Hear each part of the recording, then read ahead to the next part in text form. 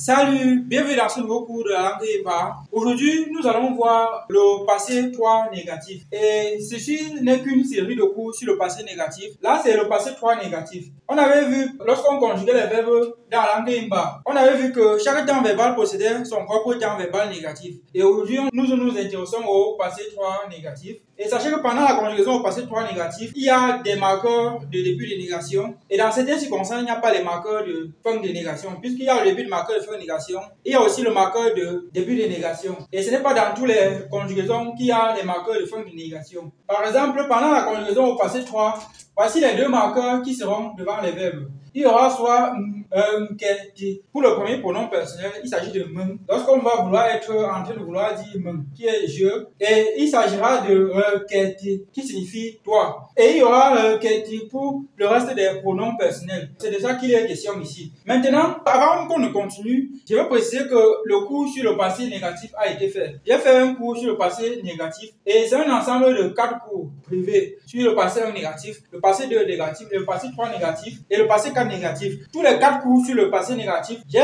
rendu ça privé, donc ce n'est pas à la portée de tout le monde.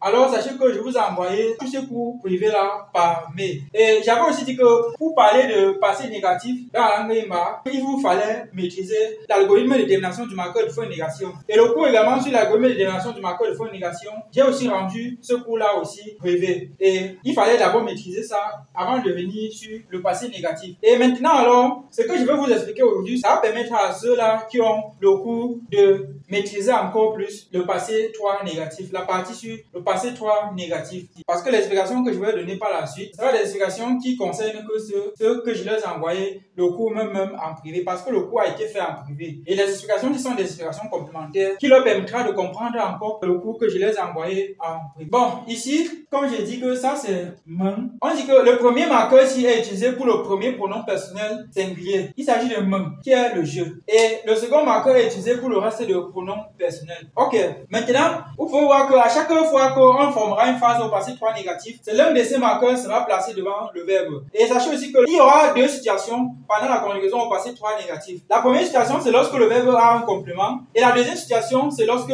le verbe n'a pas de complément. Quand le verbe n'a pas de complément, comme par exemple ici, il n'y a pas de marqueur de fin de négation. Et quand le verbe, comme ici, a un complément, il y a le marqueur de fin de négation. Et quand le verbe a un complément et que le verbe est après le complément, ça devient comme si le verbe n'avait pas de complément. Parce que dans la langue EMA, pendant la conjugaison d'un verbe à complément, au passé 3 négatif, il y a possibilité d'inverser leur position. Le verbe devient à la place du complément et le complément à la place du verbe. Et la phrase est pareille. Regardez par exemple, les deux phrases ici signifient exactement les mêmes choses. Et les deux ci aussi signifient exactement les mêmes choses. Ok, regardez par exemple ça. Kana ketela, qui signifie Kana n'a pas pleuré. Kana ketela. Vous voyez que ça c'est le marqueur de début de négation. Ici, il n'y a rien. Parce que, comme je l'ai dit, au passé 3 négatif, pendant la conjugaison, quand le verbe n'a pas de complément, alors il n'a pas de marqueur de fin de négation. Regardez ici. Pimbenga keti secret for. Pimbenga keti secret for qui signifie Pimben n'a pas fait la petitesse. Parce que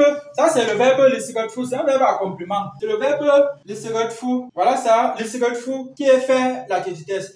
Pimbenga keti secret for. Voilà ça. Et vous pouvez voir que ici, ça c'est le verbe. Et là c'est le complément. Le verbe est avant son complément. Et il y a un marqueur de fin de négation. Sachez que pendant la conjugaison passé 3 négatif, j'ai expliqué ça dans le cours, vous envoyez en privé. Pendant la conjugaison, à chaque fois qu'il y aura un complément et que le complément sera après le verbe, il y aura toujours un truc à la fin comme ça. C'est le marqueur de fin de négation. Le marqueur de fin de négation, si il est variable, ce n'est pas comme celui-ci ou celui-ci. Celui-ci est variable. C'est ce que je voulais que vous compreniez. Parce que dans certaines circonstances, il n'y aura pas or, il y aura plutôt a. La phrase ici, et la phrase ici, c'est exactement la même chose. Et les deux phrases signifient exactement les mêmes choses.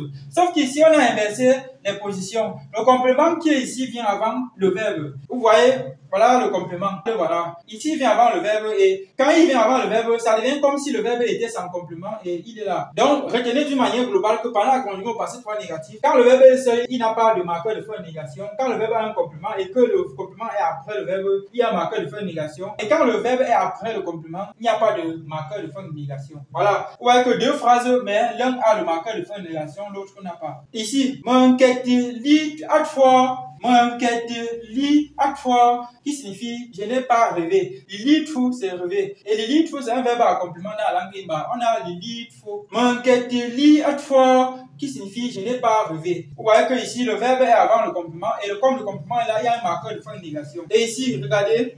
M'enquête à folie, je n'ai pas rêvé. Les deux phrases signifient je n'ai pas rêvé. Sauf qu'ici, il n'y a pas de complément et ici, il y a un complément. Donc, voilà ça. Et maintenant ici, la dernière phrase ici, le verbe est sans complément. Ça devient comme ici où il n'y a pas de marqueur de fin de négation. Là, Sonia Ketichi, Sonia n'est pas venue. Sonia Ketichi. Vous voyez que ici, il n'y a pas de marqueur de fin de négation. Voilà. Et retenez aussi une chose.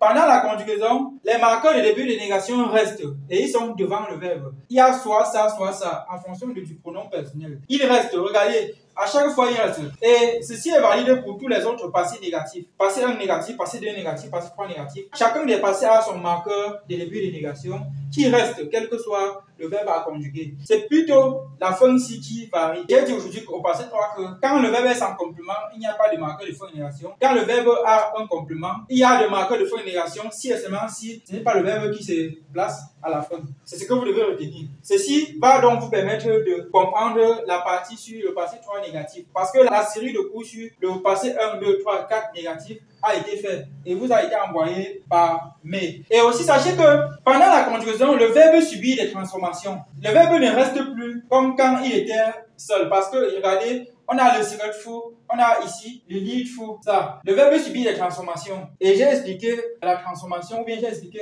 comment on fait pour conjuguer le verbe quand il est au passé 3 négatif. J'ai expliqué ça dans le cours que je vous ai envoyé en privé. Donc, j'ai expliqué ça à l'intérieur. Et voilà ça que je viens de vous envoyer.